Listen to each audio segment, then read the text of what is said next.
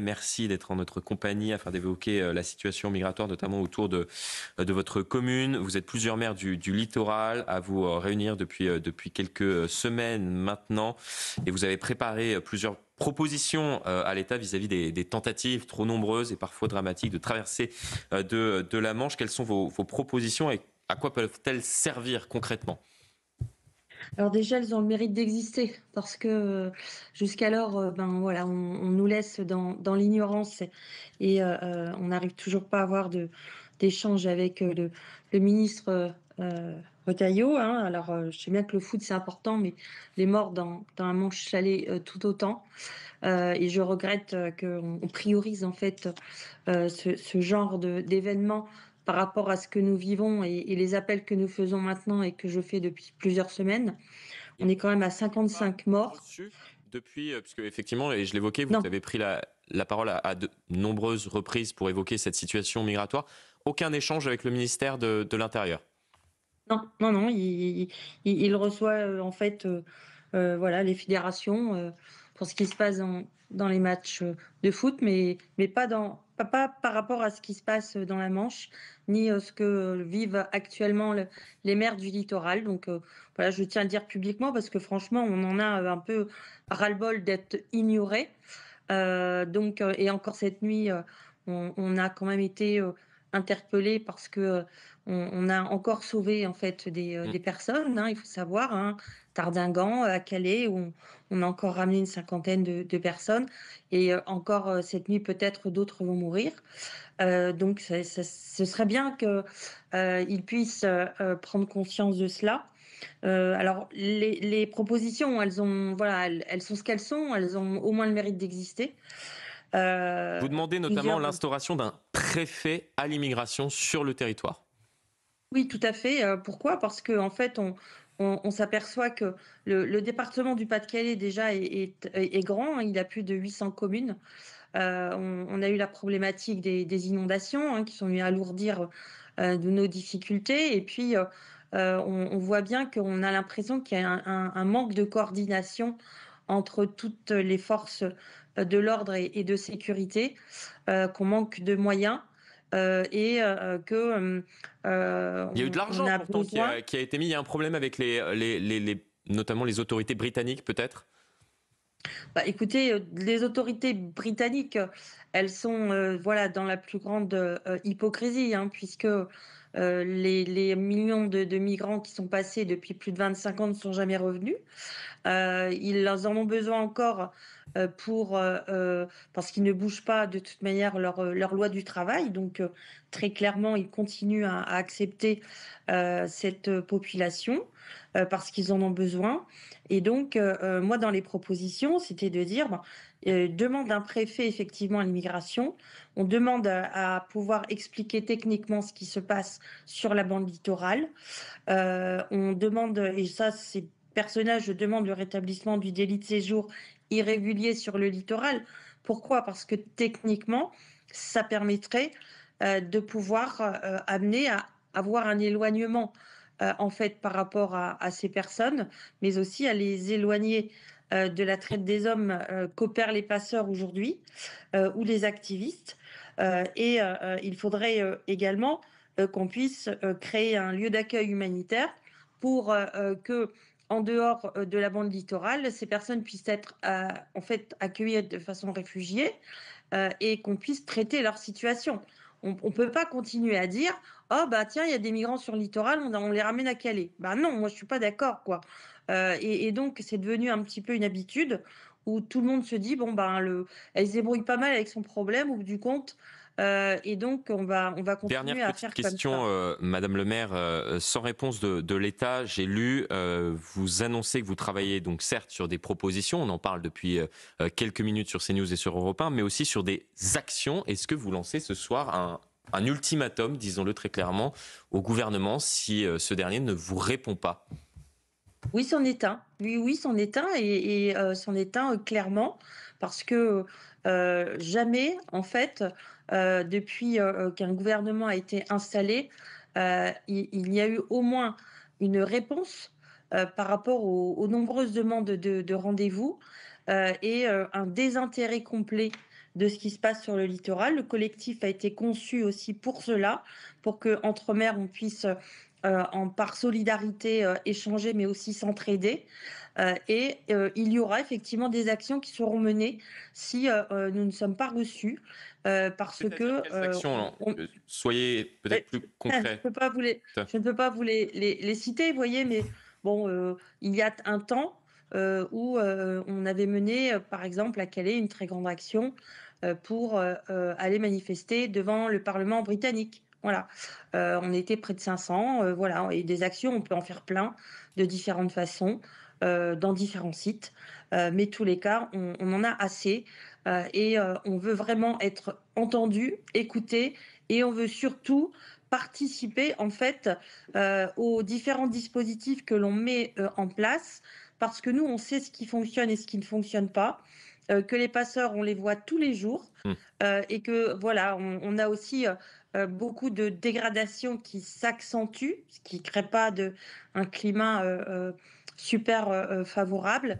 Et pourtant, il nous reste quand même une population très humaine, sur l'ensemble de la bande littorale, et je tiens à saluer aussi l'ensemble des habitants, qui avec, voilà, beaucoup d'humanité, Et il y en a vivent peut-être ça qui nous quotidiennement. regardent ce soir. Merci beaucoup à vous. Merci beaucoup à Merci. vous pour ce témoignage. Et on espère que les équipes du ministère de l'Intérieur, peut-être le ministre de l'Intérieur lui-même, vous écoute et vous apportera dans les plus brefs délais une réponse sur l'ensemble des questions que vous avez et des propositions que vous nous avez exposées à l'instant. On va écouter justement Bruno Retailleau sur ce sujet qu'est l'immigration.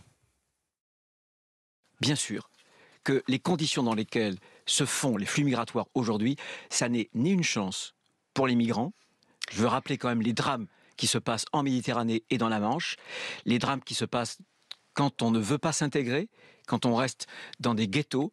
Et je veux rappeler aussi que ça n'est pas une chance pour la France. Alors évidemment, dans les beaux quartiers, il n'y a pas de problème, parce qu'il y a le mur de l'argent. Quelle est la demande dans tous les peuples européens? C'est les gens qui sont les plus modestes, les gens qui n'ont pas les moyens de mettre leurs enfants dans les belles écoles, d'habiter les beaux quartiers. C'est vrai qu'il soulève une question et qu'on se pose assez peu, finalement, que trop peu, il me semble, à mon sens. C'est qu'il y a certaines personnes qui ne sont pas confrontées, qui ne se sentent pas, entre guillemets, concernées par ce sujet-là, tout simplement parce qu'elles ne sont pas confrontées compte tenu de ce mur de l'argent, entre guillemets, Oui. qui était évoqué à l'instant par Bruno Retailleau. Et souvent d'ailleurs, les personnes des métropoles, les bourgeois des Eugénie métropoles qui ont de l'argent, justement, le rapport qu'ils ont à l'immigration, c'est un rapport de service. C'est-à-dire, ce sont les Uber qui les transportent d'un endroit à l'autre, ce sont les Uber Eats qui pédalent sur le vélo pour leur apporter leur déjeuner, ce sont les nounous de leurs enfants.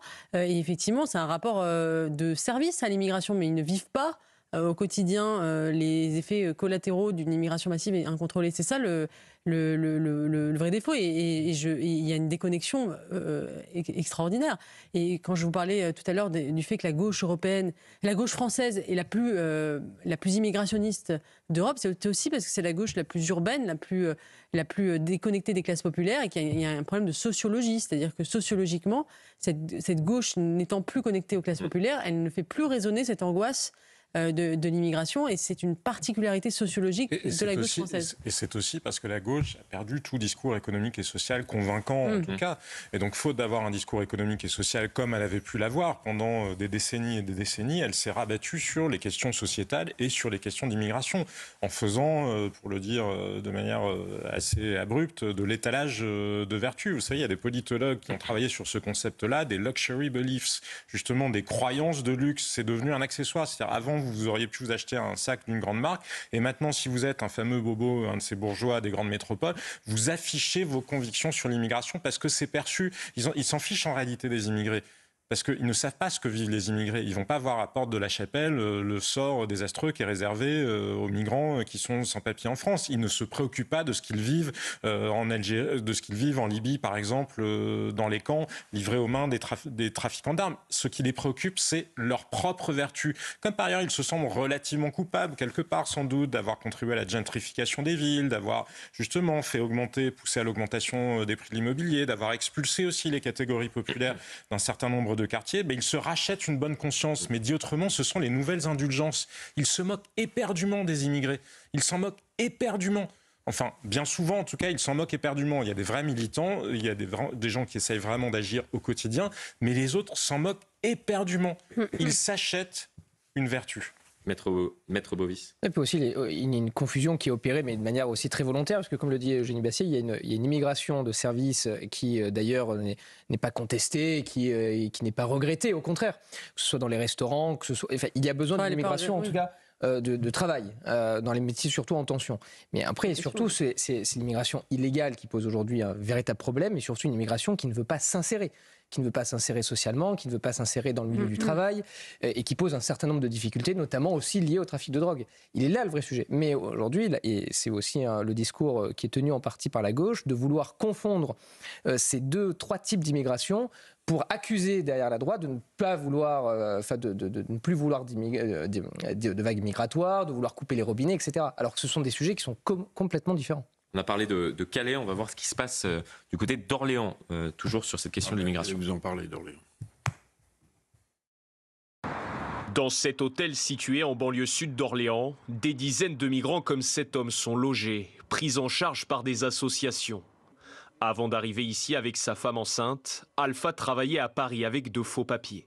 Ils nous ont mis dans un bus là-bas pour nous ramener de Paris 19e jusqu'à ici. Donc depuis ce jour-là, nous on est là. Leur présence s'explique par un système mis en place l'an dernier par l'État pour sécuriser la capitale en vue des Jeux Olympiques. Mais depuis la fin de la compétition, les bus remplis de migrants continuent d'affluer dans la ville et certains habitants l'ont remarqué. Bien sûr, mais en ville, le nombre a doublé depuis les Jeux Olympiques. C'est inquiétant. Agacé par la situation, le maire alerte les autorités. Nous sommes malheureusement dans une situation ubuesque, folle, qui fait que l'on a ces arrivées régulières que l'on ne sait pas traiter. Nous n'avons pas la capacité de prendre en charge ces personnes. L'hébergement d'urgence est totalement saturé. Il l'est d'ailleurs depuis plus d'1 an. Selon l'édile, cette présence cause des nuisances dans le centre-ville comme davantage de bagarres. Il dit ne pas vouloir qu'Orléans devienne un nouveau Calais. Alors, c'est vrai qu'aujourd'hui, on a Eugénie avait raison, on a une vision très service de l'immigration dans les villes. Dans les grandes villes, le mur de l'argent, votre nounou, votre gardien, c'est très juste. Mais là, le phénomène, à mon avis, va se déplacer. C'est-à-dire que vous allez avoir une archipélisation dans l'autre sens. Ce que dit Serge Grouard, il y a quelques mois, peut-être 1 an ou 2, il avait découvert, avait-il dit un matin très en colère, qu'on avait installé, sans le prévenir vraiment, ou sans le prévenir du tout, un centre de migrants. Je rappelle quand même qu'avec le nouveau pacte asile-migration, qui a mis 13 ans à éclore au niveau européen, il va y avoir la prise en compte par les États, sous peine d'amende, bon, très bien, des quotas de migrants. Ces quotas de migrants, il faudra bien les répartir. Et on va les répartir où ? En province. Donc en réalité, ce que disait Bruno Retailleau, appuyé par Eugénie Bastier, va à mon avis se déplacer. C'est-à-dire que le mur de l'argent ne sera plus ce mur qui cachera la misère de la migration pour certains.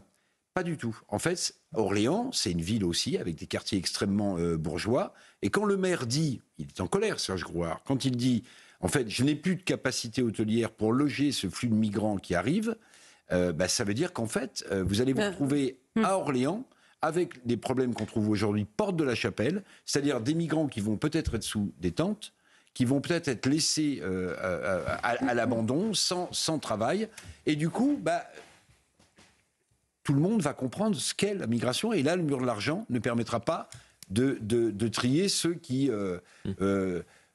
emploie des gens avec comme pour seul contact l'emploi de ces gens-là, et puis ceux qui... précaires. Mais oui, non, mais emploi précaire, avec souvent des salaires qui ne sont pas très élevés. Mais ce que je veux dire, c'est que certains parlent d'esclavagisme moderne. À mon sens, va s'inverser au détriment de la province. Mais d'ailleurs, j'ajoute juste une chose, c'est que le mur de l'argent il existe, effectivement. Il y a une préservation de la bourgeoisie des effets de l'immigration nocifs. Mais il est en train de se fissurer, puisqu'on voit avec le meurtre de Philippine, par exemple, dans le Bois de Boulogne, c'était une jeune fille à Dauphine, ses parents habitaient Versailles. Voilà, on voit bien qu'elle a été touchée aussi par l'insécurité et l'immigration, et que c'est pas justement, on voit que ce mur d'argent se fissure et que tout le monde désormais peut être touché. Dans un instant, on